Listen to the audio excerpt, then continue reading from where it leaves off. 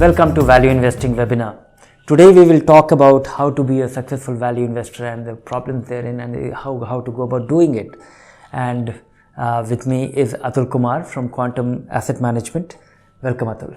Thank you, Dhirendra. Nice to be here again. Yeah, thank you. Thank you for being here again. Value investing, there's a whole body of knowledge, 100-year-old, since, Graham and Dodd created this, that it's all about finding the intrinsic value of an asset and your ability and patience to go about buying them below that. And so it sounds pretty simple, but in practice it turns out to be a very tough thing to do. What are the real problems? How do people go about doing it? So that is what Atul is here for. I have a set of questions for him. How to be a more successful value investor. So this sounds very simple, that find the value of an asset, find a realistic value, make your assumptions, and then wait. And and buy it below that. So why investors don't succeed at this when it's that simple? The first thing which probably comes to my mind is obviously staying the course. So as you say that it's not so much very a short kind of a thing that you do today and you will get the returns tomorrow. Many a times your patience is going to be tested. So you are going to probably have to wait maybe 2 years, maybe 3 years. Before emotionally it becomes very difficult? Yeah, to a certain extent for people who are not used to that kind of work where you do not have so much patience. You are seeing that the markets are running up and your stocks are not doing well.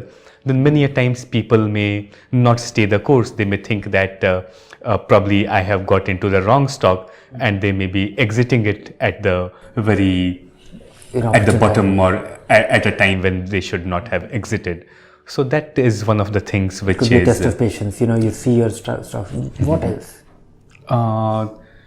Yeah, apart from that, it is not a very, let us say, exciting job. It's to a certain extent a very boring kind of a work that we do. It's not like something. Be at it. Keep looking at the facts, revalidating things. Exactly. Yeah. Rigorously. Correct. Okay. That is true. You understand balance sheets. You read them probably after 3-4 years. On a company, you do not get a fully new knowledge, but then you will get an incremental knowledge. So, to be with that, to remain with that kind of this thing, probably for many people, it may not be that exciting, but you are daily reading reports, you are taking notes, you are fine-tuning your, what could be the valuation or what is the kind of price that this could finally get unlocked into. That is one part of it.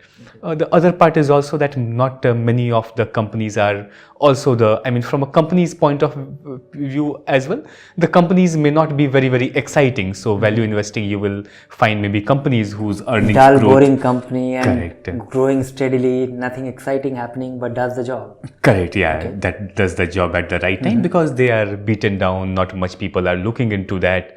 Probably you are one of the few ones who are getting excited about those getting excited about unexciting things. Correct, that's right. So, okay. Well put.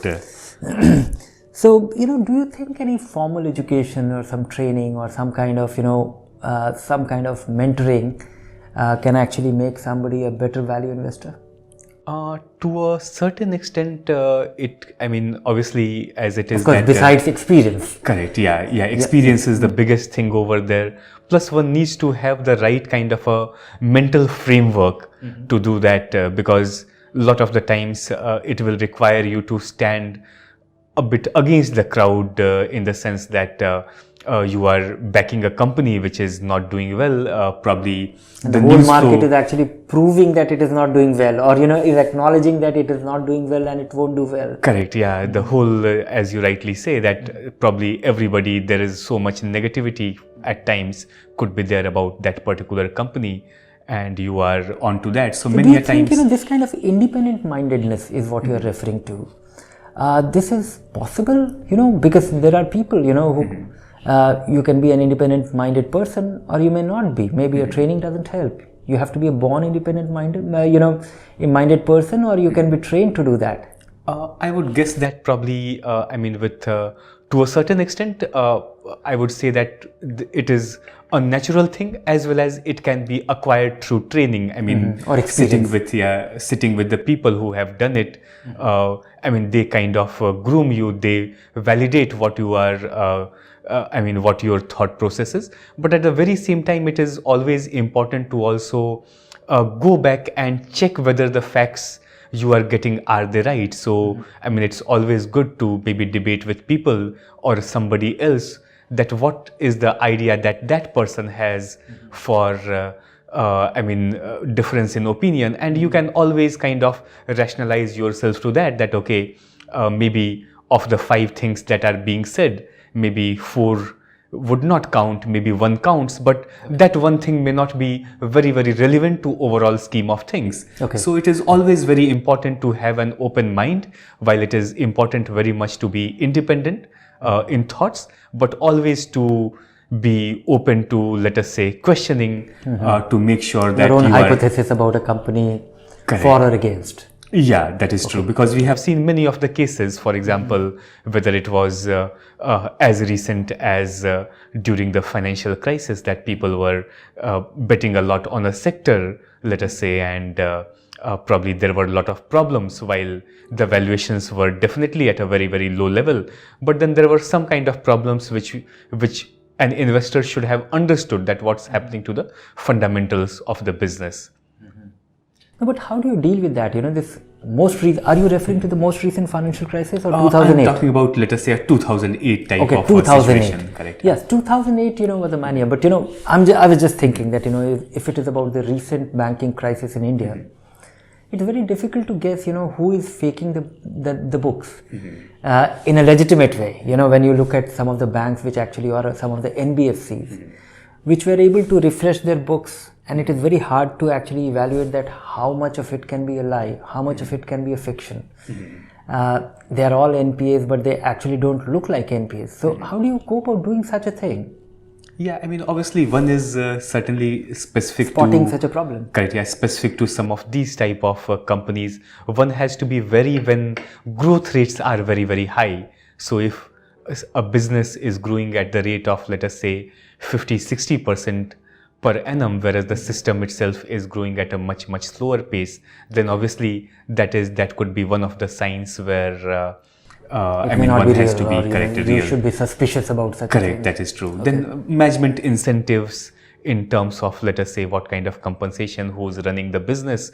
That also makes a lot of difference, because if in many of the cases they may have a real reason to not let the make truth, up things. Correct, for things to be made falsify up. Things. Correct, okay. yeah. So those are a few of the things which probably one needs to look into. You have to look at it from every angle of suspicion. Correct, yeah. Obviously, in businesses like this, something which is turning out to be growing very, very fast may not be just to understand, this whole, how you think and how you work, or how you operate in terms of. You would have seen such businesses. You would have evaluated them as an investment avenue, explored that whether it is worth investing or not. At what, how much effort goes into rejecting those ideas? Yeah, definitely. So, how many ideas you would have rejected? Did you buy into any of the NBFCs? In the NBFCs, obviously, post the correction which happened, so we could still find that there were good businesses. Obviously, we had a little bit of doubt about companies who have not seen many cycles. So let us say for the past 5-6 years, the way things were happening for many of the NBFCs, that they were growing very, very fast, and markets were rewarding them by higher price to book. They could raise money at more capital, and then with that capital coming in, their book value was even more enriched, and that led to a kind of a spiraling effect that they could cycle. Yeah, correct. Yeah, quote at much, much higher valuation and those kind of things. But what we found that it's important. Our belief is that you were suspicious of these numbers. Yeah, in many of the cases, for NBFCs, or many of this thing. To have a long history is important. Somebody who has seen let us say 4 or 5 cycles is much better than somebody who's there just for about maybe about 5 years or 6 years. Also in terms of, let us say, a kind of a business models which are relatively unique, those are still evolving. They are yet not proven. Correct, yeah. But some of them, they have been for a very, very long time. So obviously they have a business models which are little different. And some of them could have leadership in their field. For example, there could be a niche area within financing. For example, somebody is financing a particular type of asset only. So in scenarios like this, because there will be a, let us say, a dislocation in the system. Many players are going to get out. Players such as them, they could benefit because they understand how cycles work. They have been careful. Many players going out probably means that they can get better pricing, leads to better kind of yields, as well as, I mean, if they have proven, probably they will get funding still at a reasonable cost, whereas somebody else who's not, it doesn't get crowded. So. That's right. So now give me the mantra. How do you really succeed with value investing? Give me the points. So for us, discipline is something which is very, very important. Core. Correct. Okay. Yeah. So I mean, you buy businesses only when they're kind of at a level where you are going to make money. So businesses will, it must be attractively priced. Correct. Yeah, that's the most important thing, because then your risk is being captured to a certain extent. I mean, you are not taking aggressive risk. Even if the earnings are going to disappoint, you are not going to be, let us say, I mean, as long as you have done your homework well, you are not going to bought well. Yeah, so correct. Buying well is important. Exactly. Yeah, because maybe your earnings could be off by 6 months or 1 year, but then that's fine. That's part of the overall kind of scheme of things.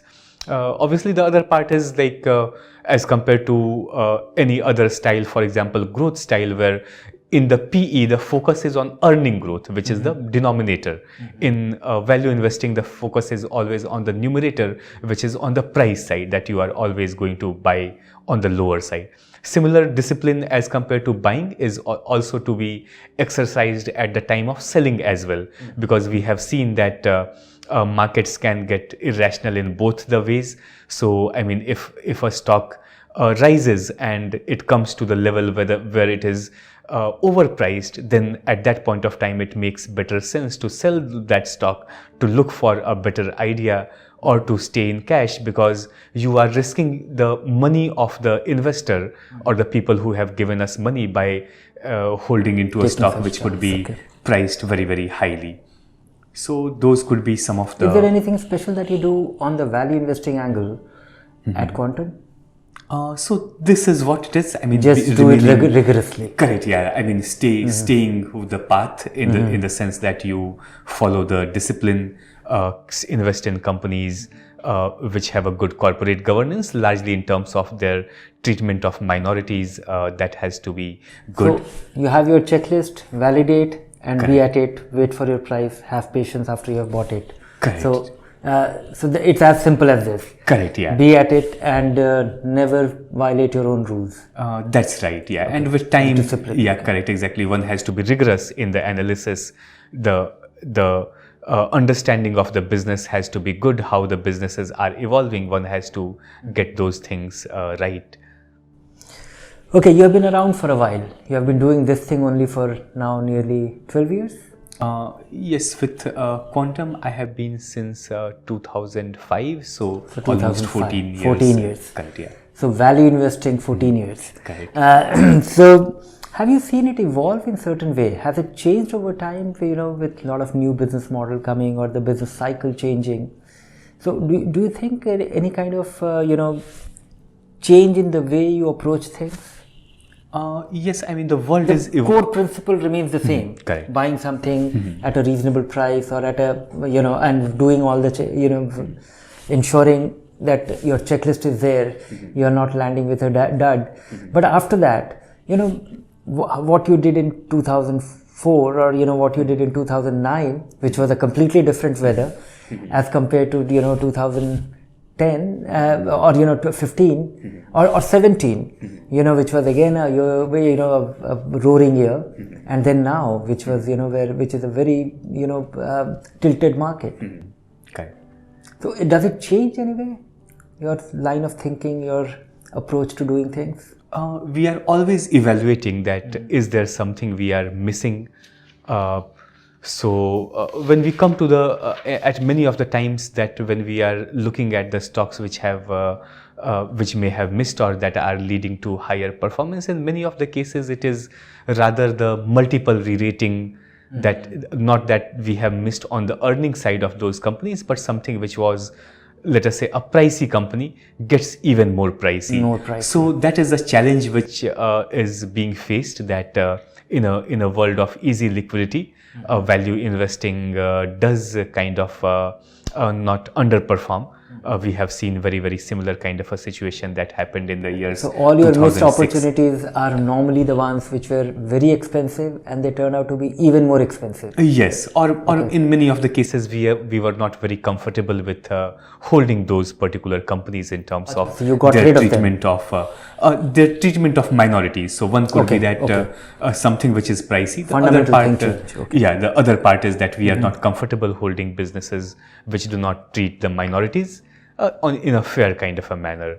So those are the large kind of issues. But that apart, we always make sure that we are not missing in terms of whether our numbers that we do on those companies in terms of the business, understanding of the business, understanding of the financials, we are right on that. We cross-check those kind of numbers. We go back to history saying that this is what we thought and this is what it came out. So was there a deviation? And what was the reason that led to this kind of deviation? If there is a big kind of a deviation, what is leading to that? We make sure that we are covering the adequate amount of companies in that, so that we do not miss out on ideas. So those are the things, and we always kind of go back to look at, if something was not a part of the portfolio, what is the reason it was not, as well as something was a part and it was a drag, what was the reason that it had a drag. So always those kind of things which we are doing in terms of correct. So thank you very much for your thoughts on this, and now I'm moving to the questions. You are saying that value investing is boring and this and that, but it is actually not so. Earlier we used to, invite our viewers to ask question, and this time we have got so many questions only on value investing. Earlier we used to end up with, questions on mutual funds. So Anup Lal has this question: how to identify and ignore noise about a company or sector while researching and following a company? So obviously the focus has to be on the fundamentals, the focus has to be on things that matter. Are the earnings of the business going to grow? Is the company becoming, let us say, a leader in its field, or whatever kind of this thing would be? Problem cropping up, is it fundamentally going to change things? Yeah, those kind of things. And sometimes there could be other issues which could be like taking a kind of a headline. For example, it could be that the promoter is selling and he may be selling for certain reason. But probably promoters pledging has played havoc with companies' stock. How closely you look at that? In many of the companies, surely we do track because there could be a great company, and it could be a great company because of a great entrepreneur, and that entrepreneur has actually pledged all his stake for taking a bigger bet, and that bet actually drives out the entrepreneur, and that was the charm of the company. Correct. So think of a situation like that, and I'm referring to Z kind of context. But that is something which comes as a surprise. Nothing happens to the company, but the company's stock price takes a big hammering. Correct. How do you actually anticipate and preempt such things? It's very difficult to, let us say, kind of anticipate a situation such as this. But then again, I mean, it can be different from case to case basis. For example, one case, as you say, is that you are taking such a bet that you are risking the main kind of a company. That may not be the true in all the other cases as may well. not be valid for all. Exactly, yeah. So there has to be a business which has to be looked in a kind of in a manner which one has to, and there could be certain things happening around that. So one needs to probably segregate from that, but obviously being sure that the business stays on course and at no point of time the minority shareholders, they are being taken for a ride. That would be an important consideration as well. Yeah, so I would just like to summarize this answer that ignore noise, and how to identify and ignore noise. Anything which is not going to substantially impair the prospect of a company is a noise, because there will be so many announcements, so many news, and particularly the news only about the stock movement on a day-to-day basis itself is a noise. So only if you are actually sensitive to only that news which has a lasting bearing on the company's prospect, that is news. Rest of it is noise. Ignore them. GVV Satyanarayan Raju, he has asked this question: please give us a roadmap on how an individual can start value investing and stay on course with a lot of patience. Please suggest the first few steps that his interest and enthusiasm remain intact in the long term.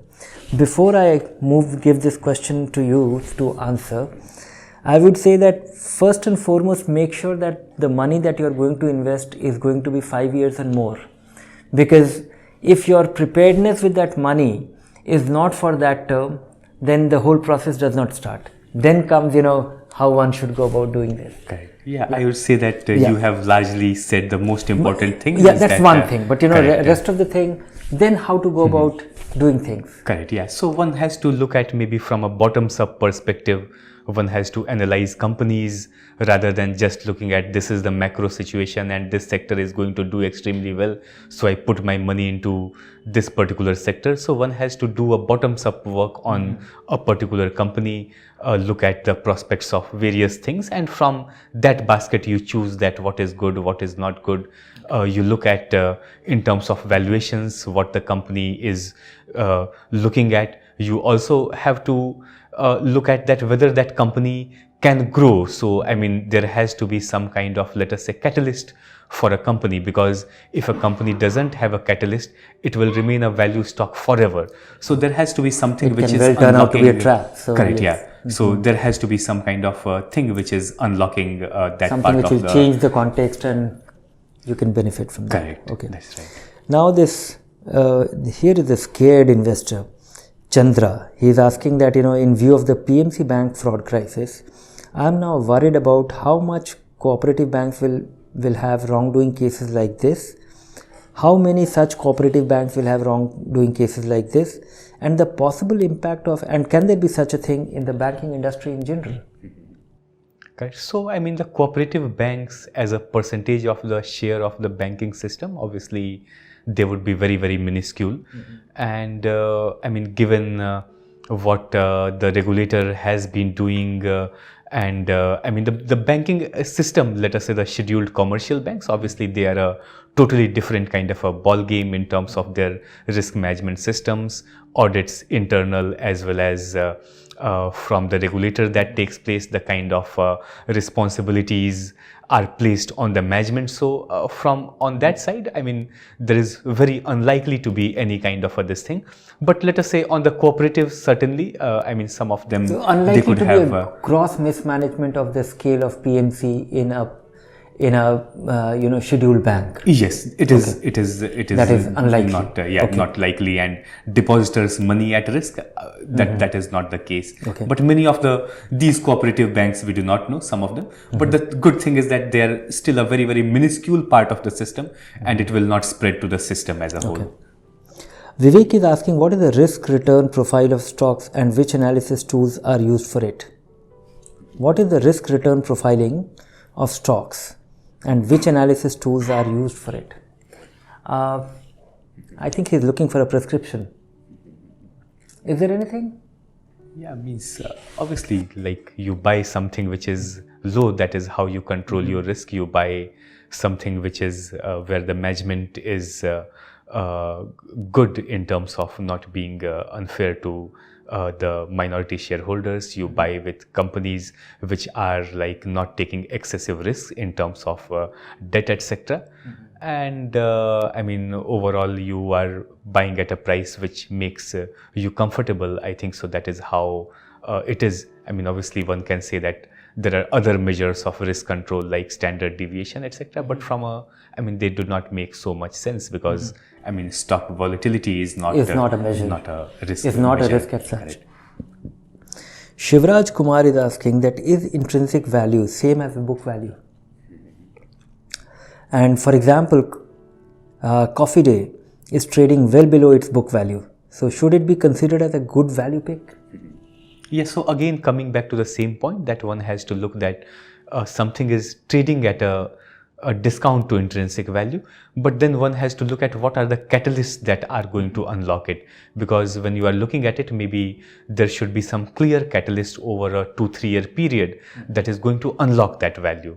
So if those catalysts could be, let us say that the company is reducing their debt, there is a new management which is coming, there could be some asset which was under some kind of a problem that is going to be disposed of, leading to value, or there are some changes in the industry that will lead to growth in the earnings, margins, profitability. So something of that sort has to be there as well, not just that something which it is trading at a discount to its book value. Okay.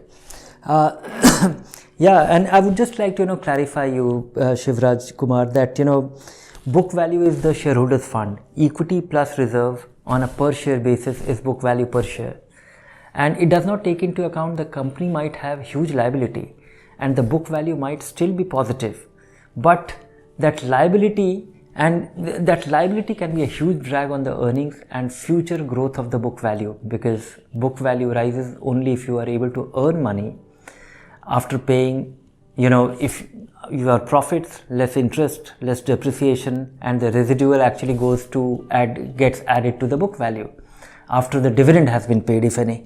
So book value in isolation may not be the only thing. So you have to look things closely. It is not that simple. Now, this is a question from Kasturi Rangan. One can select underpriced stocks, but in India, how can an investor be sure that the promoters are serious about growing the company's business, thereby growing shareholders' wealth? How do you get into the mind of a promoter? Yeah, I mean, only by maybe with experience, with having a dialogue with them, I mean, understanding their background, that would to a certain extent. And looking at their own history. Correct, obviously. Correct.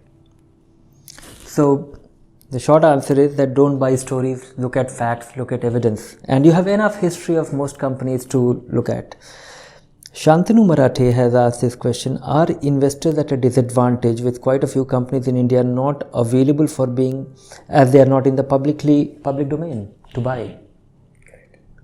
Do you think it is a huge disadvantage to investors? We don't have enough investment avenues? Yeah, I mean, I would say that this is how the evolvement of the economy takes place. Let us say if you see how the BSE was maybe in the 1980s or as long as 1990s, maybe it was the textile stocks or the cement stocks that formed the major part of it. No, so, Hindustan Motor, Great Eastern Shipping. Correct. So they were part of the Sensex. Correct. Yeah. So many of them, they have disappeared. In 1990, the public sector disinvestment started. So we didn't have any public sector companies.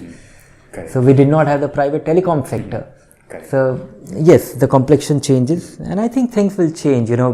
But there is still a possibility that a lot of large private companies and some government companies may not be available to investors at large. Right. I would just like to add that also that I mean, you have seen over a period of time new businesses altogether coming into this thing. So for example, let us say if you look past about 2-3 years, you have had more companies, let us say on the insurance side, on AMC business, on retail side, many of them, they have been coming. Also, there are many businesses where Ps have put money, and it's a matter of time that maybe some of the e-commerce companies or different kind of altogether business models, they could come into existence. So, I mean, as the economy evolves, I mean, there will be more and more of, let us say, listed companies which will list, and that could reflect the kind of activity that is taking place in the economy right now. For example, let us say if 80s was about, let us say, companies such as Hindustan Motors and G Shipping, and after that maybe textile who used to dominate, I think. So it's a matter of time that at different points it will of be time reflection of the economy in general. But let me tell you that last 25-30 years, ever since I've been watching the market, the complexion has changed dramatically. We did not have the technology sector which has come up in the last 20 years, and it's a very prominent part. If you look at the banking sector, the private sector banking industry did not exist. The 4-5 banks which we are referring to, which are the lion part, even State Bank was not publicly traded, it was not listed. So if you look at the complexion of the market, investment avenues are not actually shrinking, they are increasing, and I think they will keep increasing over time. So thank you very much for being here, sharing your insights and answering these questions, Atul. Thank you. Pleasure to interact with you, Dhirendra. Thank you for being with us.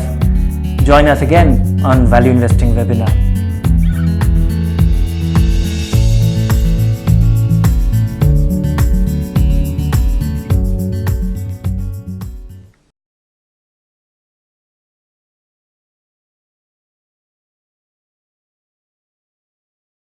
Mutual fund investments are subject to market risks. Read all scheme-related documents carefully.